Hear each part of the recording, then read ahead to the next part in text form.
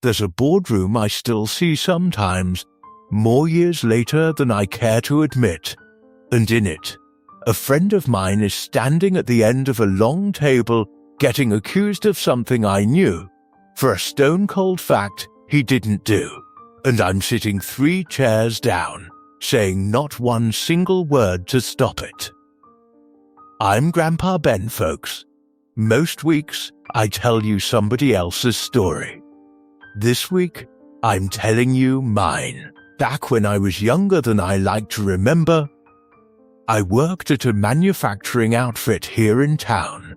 Decent job, the kind you held on to and didn't complain about. My closest friend there was a fella named Charlie Pruitt. Worked in inventory, sharp as a tack. The kind of man who'd give you the shirt off his back and never once mention it after. We'd worked side by side for going on 6 years by the time this happened. Ate lunch together most days. His kids called me Uncle Ben. There was a discrepancy in the quarterly numbers that year, inventory not matching what the book said should have been there, worth a fair piece of money. And somebody in that boardroom, a fella named Whitfield, who never much cared for Charlie to begin with, stood up in a meeting with half the company leadership in the room and laid the blame square on Charlie's desk. Said the numbers didn't lie, said Charlie'd had access, said it looked mighty suspicious that a man who managed inventory couldn't account for missing inventory.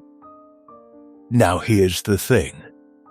And this is the part that still sits wrong with me all these years later.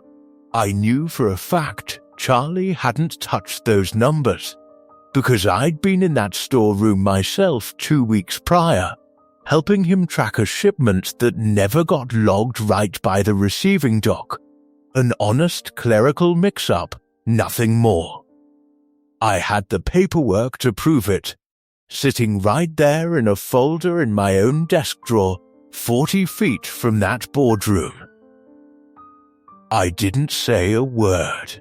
Wasn't that I forgot, and wasn't that I didn't understand what was happening right in front of me. I understood exactly what was happening. I just also understood that Whitfield had a fair amount of pull in that company, and speaking up meant putting myself square in the middle of something that wasn't, strictly speaking, my fight. Told myself it wasn't my place. Told myself somebody else would surely speak up, somebody with more standing than me. Told myself a dozen quiet lies in about the space of 90 seconds, and every one of them let me keep sitting in my chair with my mouth shut. Charlie looked at me once during that meeting. Just once. I've thought about that look more than I've thought about most things in my life. Wasn't accusing. Wasn't even surprised. Not really.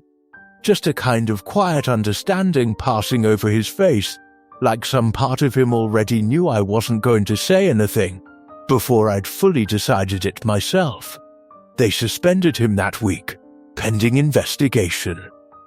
Took the company the better part of 2 months to sort out that it really had been a receiving error all along, nothing to do with Charlie whatsoever.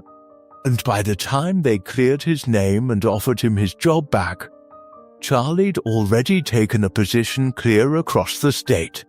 Said he didn't much want to work someplace that had turned on him that fast over nothing. Can't say I blamed him.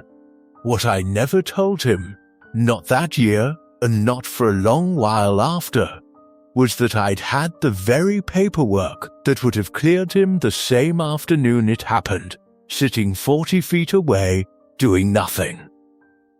We stayed friendly enough, the kind of friendly you manage over Christmas cards and the occasional phone call, but something had gone out of it that never came back. I told myself, for longer than I'm proud of, that it wasn't really my doing. The company made the decision, not me. I was just one fella in a room full of fellas who all stayed quiet same as I did. Easier to spread the blame thin enough that your own piece of it don't weigh so heavy. But silence has got a funny way of sitting on a man's chest at night when the house is quiet and there's nobody around to make excuses to but himself. I'd lie there some nights running that whole meeting back in my head, imagining the 12 words it would have taken to speak up. I've got the paperwork. It was the receiving error. I was there. 12 words wouldn't have cost me but a moment's discomfort, maybe a hard look from Whitfield, maybe nothing at all. Instead, it cost Charlie 2 months of his good name and cost me nearly 20 years of wondering.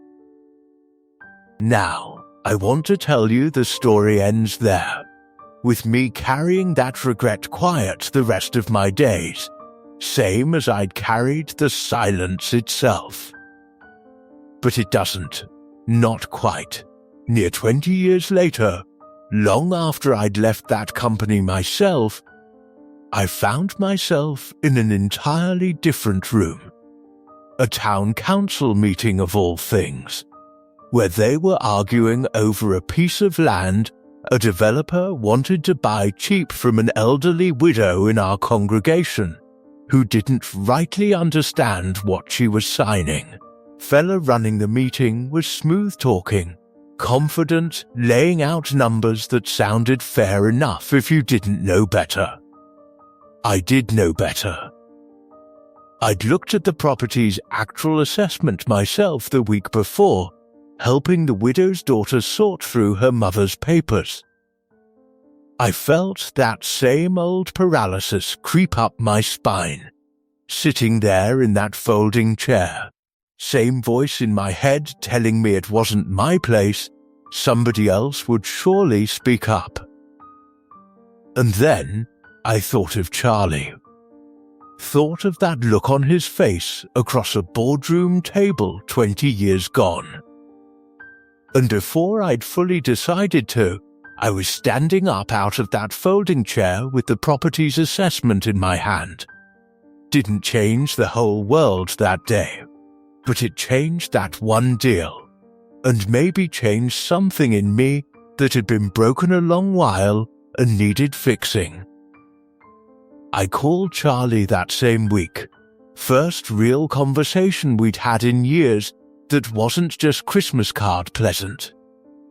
Told him the truth, finally, about the folder in my desk drawer, about the meeting, about carrying it silent for 2 decades.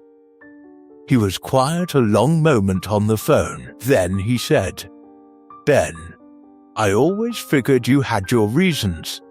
Wondered if you'd ever tell me what they were. Wasn't forgiveness exactly. Not right off. But it was a door opening that'd been shut a long time, and we've walked through it some since." I think about that boardroom still, more than most memories from that stretch of my life. Not because it was the worst thing that ever happened to me, it wasn't, not by a long stretch, but because it taught me something silence can't teach you any other way. That staying quiet never once felt like the safe choice. Not really. Not underneath. It just felt safe in that particular 90 seconds. The bill for it came due a long while after, like most bills eventually do. Now, maybe you've never sat in a boardroom watching a friend take the fall for something you knew wasn't true. But I'd wager most of you watching this have got your own version of that folder in the desk drawer. Some truth you're sitting on, telling yourself it isn't your place. Tell me down in the comments. Is there a silence you're still carrying? And what would it take to finally put it down? And if this one found you at the right moment, stick around, folks. I've got more stories like it every week.